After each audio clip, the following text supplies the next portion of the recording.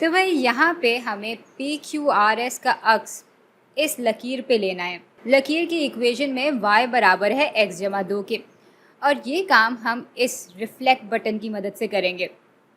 ये बटन जैसे ही हम इस्तेमाल करते हैं हमारे पास इस किस्म की एक चीज़ आ जाती है। अब हम इसको उठा के एक ऐसी जगह पे रखेंगे जिससे ये वाली लकीर हमारे पास आ जाए। भाई चूँकि यहाँ पे x का कोएफिशिएंट 1 के बराबर है, इसका मतलब है कि इस लकीर की ढलान 1 के बराबर होगी। तो इसको कुछ हम यहाँ पे रख लेंगे। आप देख सकते हैं कि यहाँ पे एक कदम की मस्बत तब्दीली जब x में आती है तो एक कदम की मस्बत तब्दीली y में भी आती है। यानी इसमें जितने कदम आप x की तरफ बढ़ेंगे उतने ही कदम आप y में भी बढ़ रहे होंगे, और बस इस वजह से इसकी ढलान वाकई 1 के बराबर है।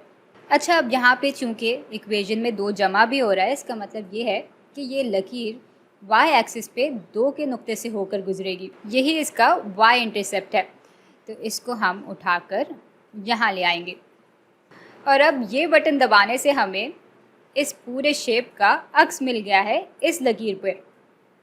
आप देख सकते हैं कैसे ये नुक्ता जो कि यहाँ ऊपर था, जब इसका अक्स हमने लिया इस लकीर पे तो ये नुक्ता यहाँ नीचे आ गया, और ये नुक्ता जो नीचे था इसका अक्स जब हमने इस लकीर पे लिया तो ये ऊपर आ गया, और यूँ हमने ये सवाल भी हल कर लिया है।